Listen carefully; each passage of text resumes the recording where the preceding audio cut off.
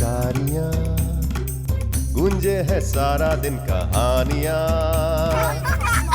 नमस्ते बच्चों, मैं हूं आपका करण चाचू और हाजिर हूं एक और नई कहानी के साथ। और इस बार की कहानी का नाम है गणेश हाथी और मोती कुत्ता। बहुत पुरानी बात है।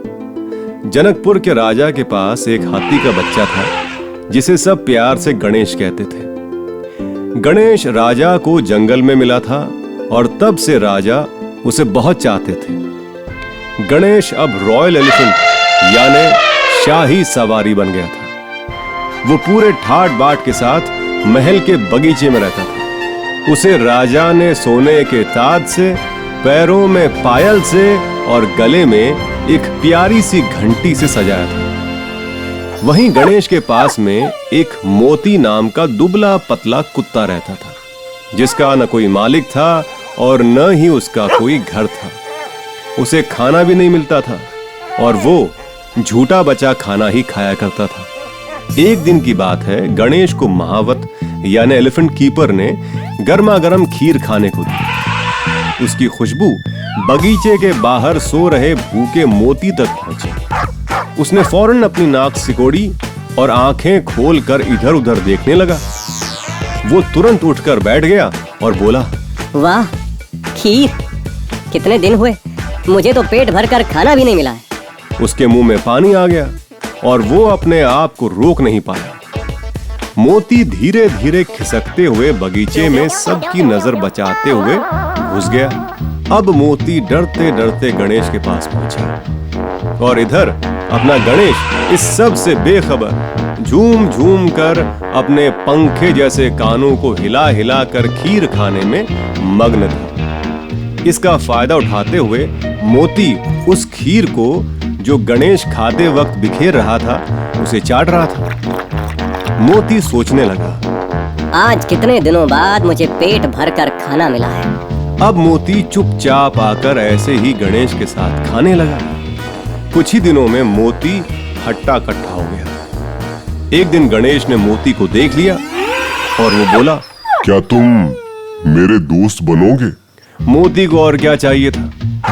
गणेश और मोती अब साथ में खाते थे। गणेश तो मोती को अपनी सूंड में उठाकर झूला झुलाता था और मोती को जब नींद आती थी तो वो गणेश की पीठ पर चढ़कर सो जाता था। और कभी कभी तो गणेश अपनी सूंड में पानी भरकर मोती को नहलाता भी था। दोनों अब हमेशा साथ देखे जाते थे।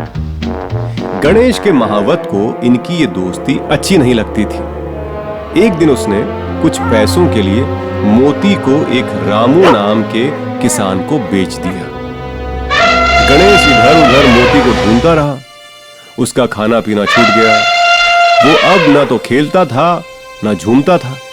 सारा दिन उसकी आंखों से आंसू बहते थे अपने दोस्त मोती के लिए।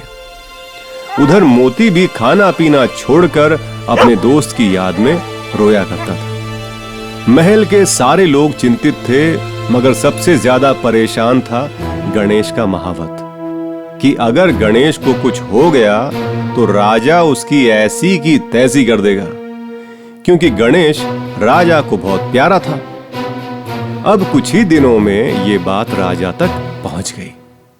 वो गणेश के पास पहुंचे और उन्होंने भी लाख कोशिश की, पर गणेश अपनी जगह से नहीं उठा, बस रोता रहा। राजा भी अब सोच में पड़ गए। तभी उनके समझदार मंत्री ने गणेश को गौर से देखा और बोला, हाथी को कोई शारीरिक बीमारी तो नहीं लगती हमें। शायद इसे किसी बात से बहुत दुख पहुंचा है। हो सकता है उसका कोई दोस्त उसे छोड़कर चला गया हो। महावत अब घबरा गया, क्योंकि अक्सर मंत्री और महल में रहने वाले लोग गणेश और मोती को आपस में खेलते हुए देखते थे। महावत ने तुरंत कहा, महाराज, मोती नाम का एक कुत्ता था जो गणेश के साथ खाता पीता था और खेलता था और दोनों हर वक्त साथ रहते थे। राजा ने गुस्से में पूछा, कहाँ गया मोती? महावत ने डरते हुए कहा, महाराज, एक अजनबी उसे ले गया। इतने में मंत्री ने कहा, महाराज, गणेश बीमार नहीं है, वो अपने खास दोस्त को बहुत याद कर रहा है। दोस्ती ऐसी ही होती है। महाराज ने तुरंत मंत्री को आदेश यानी ऑर्डर दिया, पूरे राज्य में ये खबर फैला दो कि जो कोई गणेश के दोस्त मोती को लेकर गया है वो उसे वापस लेकर आए, नहीं तो उसे दंडित किया जाएगा। राजा के सिपाही चारों तरफ दौड़ पड़े, हर छोटे बड़े गांव शहर में गए और नगाड़ा बजाकर इस बात का ऐलान करने लगे। सुनो सुनो, जिस किसी के पास शाही हाथी गणेश का दोस्त मोती कुत्ता है वो उसे राज दरबार में पहुंचा दे, नहीं तो महाराज उसे कड़ी सजा देंगे। ये खबर जैसे ही रामू के कानों तक पहुंची तो वो मोती को लेकर भागते हुए राजा के पास आ गया और हाथ जोड़कर बोला, महाराज मुझे माफ कर दीजिए, मेरा कोई कसूर नहीं है। महावत ने हमें ये कुत्ता बेचा था। महाराज ने महावत को बुलाया और अपना अगला आदेश दिया। मंत्री, इस महावत को कैद खाने में डाल दो और मोती कुत्ते को गणेश के पास ले जाया जाए। मोती ने जैसे ही अपने दोस्त गणेश को दूर से देखा वो भौंकने लगा और दौड़कर उसके पास पहुंच गया। गणेश भी अपने दोस्त की आवाज सुनकर खड़ा हो गया और खुशी से झूम उठा। गणेश ने मोती को अपनी सूंड में भर लिया और अपने सर पर बिठा लिया।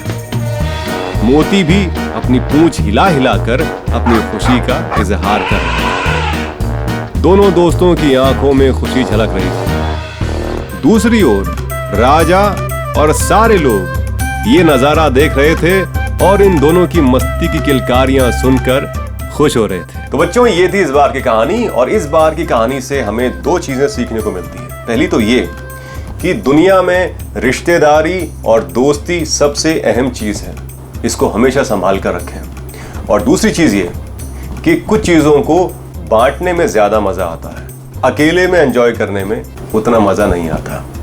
तो ये थी इस बार की कहानी और इस बार की कहानी को भी लाइक करने के लिए, सब्सक्राइब करने के लिए, शेयर करने के लिए या अपने कमेंट्स लिखने के लिए आप नीचे मौजूद तमाम ऑप्शंस का इस्तेमाल कर सकते हैं। और अब एक बार फिर आपका करण चाचू चाहेगा इजाजत। फिर आपसे मुलाकात होगी या तो फेसबुक पर जहां पर हम किलकारियां नाम से मौजूद हैं, या फिर से यहीं जहां कहानियां होंगी मेरी लेकिन दुनिया आपकी किलकारियां।